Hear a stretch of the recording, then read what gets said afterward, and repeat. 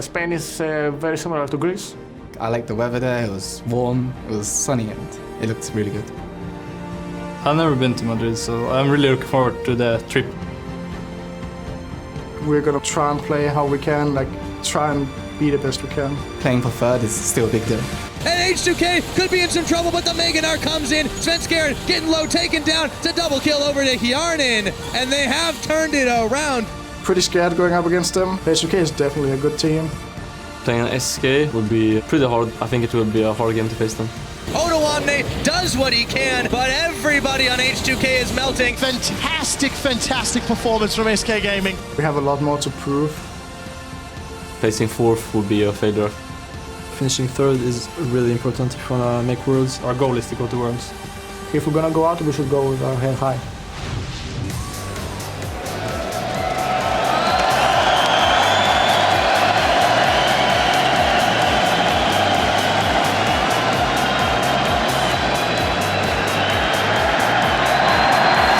Hola y bienvenidos a Madrid, España. We picked up shop from our home in Berlin, Germany, to come here to the Palacio Vista Alegre for the conclusion of the 2015 European League of Legends Spring Playoffs. As you can see, everything's fired up in the Palacio Vista Alegre.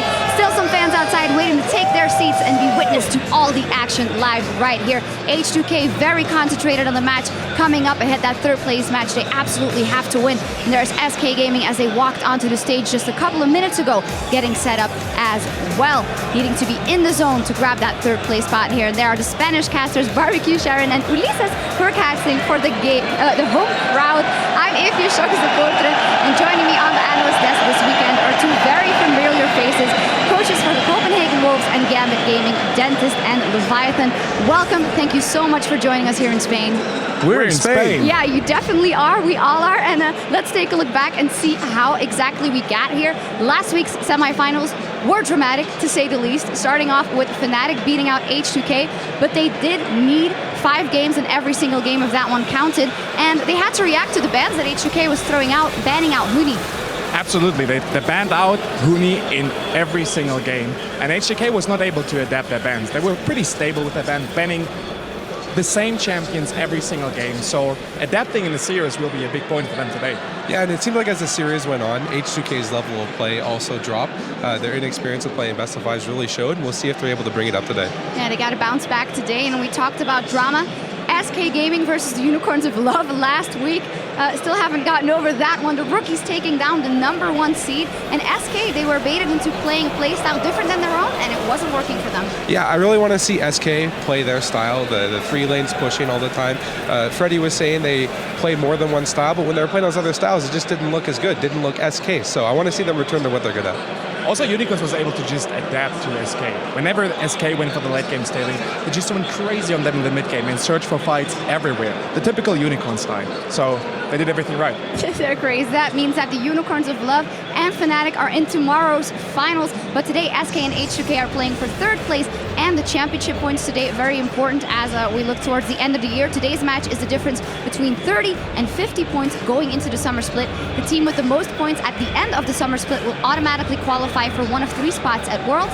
The other 2 spots will go to the winner of the summer split and the winner of the regional qualifier. So the teams really have to fight here to make sure that they get those points. But there still will be a score to settle after today's best of 5 right here in Europe. As following our broadcast, we're going to kick it across the Atlantic to North America, where there's a third place match for Team Impulse versus Team Liquid as well. So a great day of League here upon us. And throughout today's third place match, we want to touch base with you guys at home. Tweet at LL Esports and let us know what has been the biggest surprise in the European LCS playoffs so far and why. I'd like to turn to our analyst as well, Dentist. Well, for me, it was definitely Gambit Gaming. They started off pretty slow, starting with 5 losses in a row, but then stacked up the wins, 7-0. Started in the playoffs, went to playoffs, and then fall short in the quarter. But as we all know, 10 points are all you need, right? Thanks to this guy. And in my completely unbiased opinion, I have to go with my 10-point brothers, the Copenhagen Wolves. Last place in the previous split, now they're in the middle of the Wolf Pack, and it's just it can only go up from here for the Copenhagen Wolves. You guys warm my heart. Well, remember to tweet your answers at LL Esports. Be sure to use that hashtag LCS so we can go over them right here on the desk as the show progresses. Now, let's get into the match at hand between the first seed SK Gaming and the third place H2K. Both teams, they struggled to adapt, as we said, in their semifinal. But today, as they're playing teams that are more in line of their own style, they should be able to adapt better. Let's start by taking a look at SK Gaming's roster as they are on the red side for this one. Of course, Freddy122, Svenskeren, Fox, Forgiven, and Rated and Innerflame. They are on the red side for games 1, 3, and 5. They chose that as the higher seeds. And H2K chose blue in 2 and 4. So we're going to have 5 red side games if it comes to that for SK Gaming. Let's dive a little deeper into that semifinal for them. As said, playing someone else's style for SK doesn't seem to be their cup of tea, and they were forced into that. Yeah, the point I wanted to touch on was the Dragons. I have my notes in front of me, and H2K and SK are the 2 teams that get the first Dragons the most. And SK has needed the 5 Dragon buff in the 5 of their last 8 games, and so I believe that Dragons between these 2 teams is going to be one of the most important things. Yeah, absolutely. Both teams are mid-game oriented. They have a strong early game, a smooth transition to mid-game, and then they try to finish off their games in the mid-game. If those 2 styles clash, it depends on what team has the better early game, what team comes better into the mid-game, and then are they able to finish it out. Yeah, talking about the strong early game and mid-game from SK Gaming, we of course think about Forgiven in semifinals getting banned out with Graves and Lucian. He doesn't have the same impact on the other champions. He actually chose 3 different ones to try out, and it didn't work out. And it's not, if he's not dominating, they actually need him to be a dominating force. Let's be real here. Forgiven is a dominant AD carry on every champion. People say you can ban him out. No, you can just force him on champions that didn't work so well for the team SK in general. Forgiven himself, he's still amazing on those champions. Whether to put him on Tristana or Caitlyn, he will perform. But the team SK just plays pretty poorly around the late game scaling champions. It's definitely better to put him on Graves or Lucian, and Unicorns in the smaller betting them out every single game.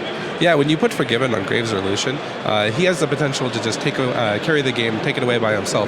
So when you see the bans today, you should expect to see a Graves and Lucian ban out of H2K. All right, so thinking about that bottom lane more generally, also with Enrated, they didn't have the easiest time, and now they're up against Kasing and Hjarnan, and it's kind of the same style as Hylissang and Vardak. Hylissang very dominant support, and so is Kasing, so they might have a bit of trouble going into that matchup. Yeah, I was actually speaking to Enrated earlier today, and he said their pick and ban preparation was heavily focused towards the bottom lane, so the bans out of this game should be very interesting. At least I assume he was telling me the truth. So they were, SK was paying very close attention to that, and we'll have to see if the lane dominant Enrated versus the very skilled roamer Kasing, we'll have to see how that goes. Well, for me, it's like you got the stronger AD carry on SK, and you got the stronger support on H2K. This 2v2 matchup, if they decide to go 2v2 these sides, what position, AD carry or support, is more dominant in a 2v2 matchup? Moving away from the bottom lane, you said they don't capitalize on the fact that Forgiven gets ahead. Someone who doesn't only capitalize but makes things happen for SK Gaming, we got to touch on him. Svenskeren in the semifinal, single-handedly carrying them to victories in 2 and 4, games 2 and 4. That is versus the Unicorns, choosing that Lee Sin. Yeah, Svenskeren, when he's able to get that Lee Sin and able to get those early aggressive champions, can really set the pace for the team. The team likes to play pushed up, hitting the enemy tower, and when SK and Svenskeren are able to control the river and control the jungle lanes, it just allows SK to play their game.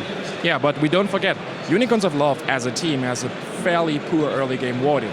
H2K, on the other hand, they're going to ward those places. They're going to deep ward, they're going to know where Svenskeren is, and then take away that whole early game aggression of Svenskeren. And if you put him on a champion like Lee Sin or Rek'Sai, where he's forced to make those early game plays, and you take that away by warding him out, then it might be interesting if he's able to adapt. Yeah, definitely something that should be in the game plan for H2K. And let's take a look at their lineup there on the blue side. For this one, Odoamne, Lulex, Ryu, Hjarnan, Kasing, and they are coached by Prowly.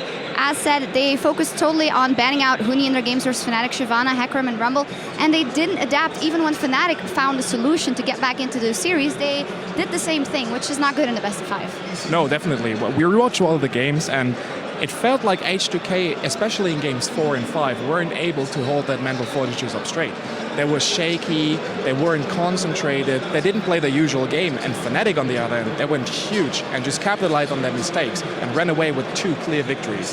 They have to make sure that they make it stable through the series. Yeah, like I said earlier, they have to be ready to play all 5 games in the series. Just because you get a lead and the enemy team gets a couple wins on you, you have to win 3 games regardless of how many they win. You can't let your head down if you know that you're going to be in for 5 games possibly.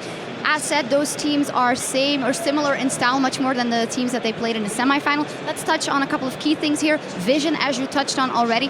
SK actually has a poor record when it comes to warding in the regular season. They generally play 720 wards less than their opponents placed against them. But when they play H2K, they do seem to place down more wards and to get that control early. So I think they haven't figured out when it comes to playing H2K in that same style. Yeah, absolutely. If you have a jungler like Svenskeren, as I said earlier, who's very dependent on those early game plays and who's able to carry the whole team when he got that secured vision control, then you have to adapt to the opponent. So SK in this series, they should focus on warding. They should focus on clearing the warding from H2K, and then you just get H2K, get Svenskeren going. And it's also going to be that early game vision control that's going to allow the teams to secure the dragons, especially the first dragon. They're both, like I said before, really good at securing the first dragon and turning that into a victory. So it's going to be the vision game that's going to help enable the teams get that.